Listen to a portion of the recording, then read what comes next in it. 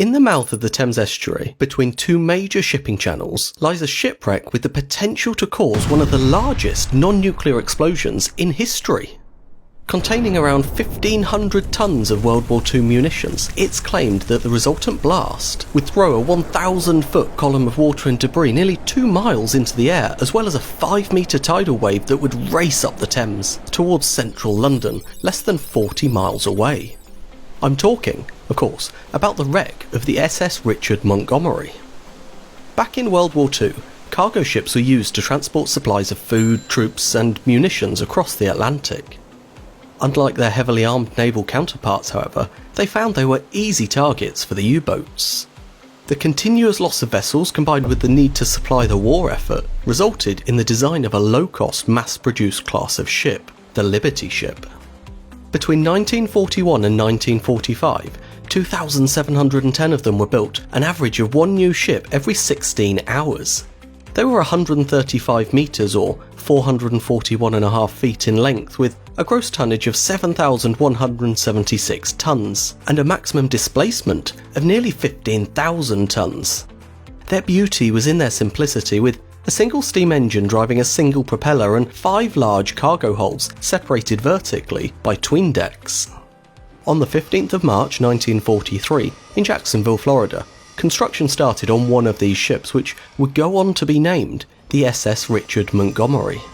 Just 136 days later, she was complete and handed over to the Atlantic, Gulf and West Indies Steamshipping Corporation. Over the following year, she completed numerous successful passages across the Atlantic until beginning her final voyage in August 1944. She departed Hog Island, Philadelphia, with nearly 7,000 tons of munitions, ultimately destined for Cherbourg in France. As the final leg of the journey required the formation of a convoy, Richard Montgomery first called in at the Thames estuary, where she was attacked by German aircraft. After the attack, she was towed in and anchored in Great Nore anchorage under the direction of Thames Naval Control. On the 20th of August, lookouts on other vessels spotted the Montgomery dragging anchor and tried to alert her crew.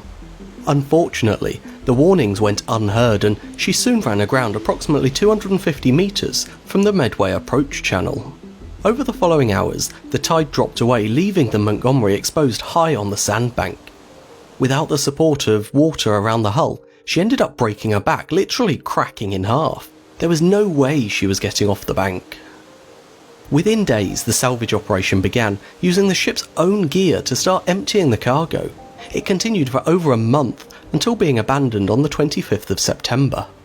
The thing is, there was still cargo on board inaccessible due to the flooding.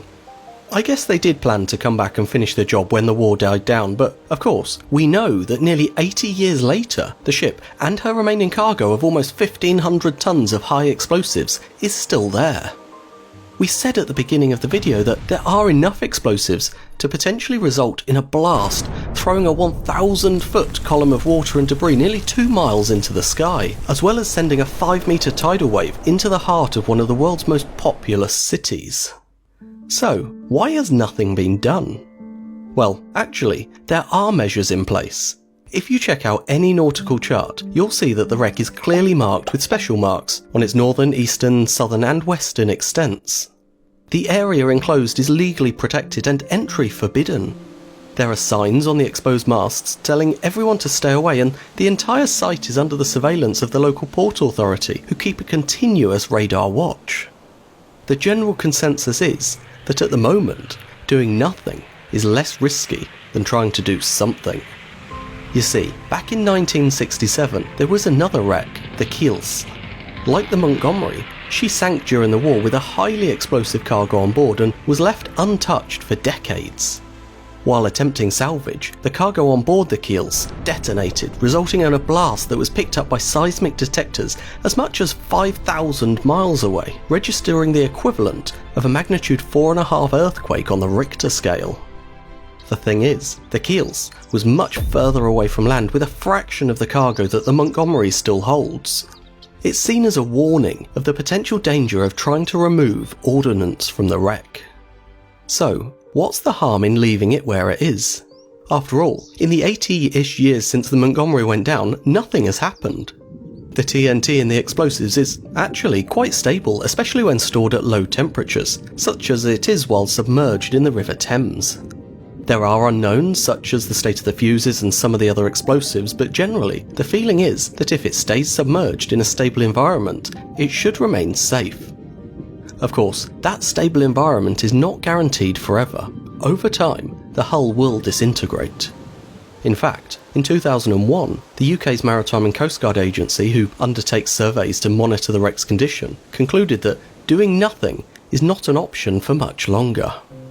That was 20 years ago, but now, finally things are starting to happen. In the next month or so, work is due to start on lowering the height of the masts to reduce the stress on the underlying hull, which should, in turn, reduce the risks posed by leaving the wreck where it is. It's all part of the risk seesaw that has been and will continue to go on. On one side, you have the risks associated with doing nothing, a spontaneous explosion caused by the collapse of the hull or collision with another vessel and things like that.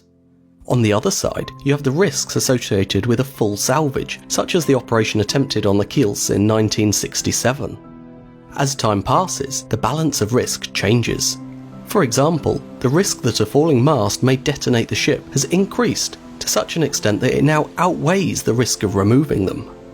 In time, we'll start to get additional risks, such as the wreck actually breaking up and the munitions starting to spread. They could be carried by the river currents onto beaches where there is then the danger of spontaneous explosion as they dry out. You can, of course, continue to manage each additional risk as it comes up, but eventually there might come a time when the least risky option is the full salvage. I think that then, and only then, will it be considered. But what do you think?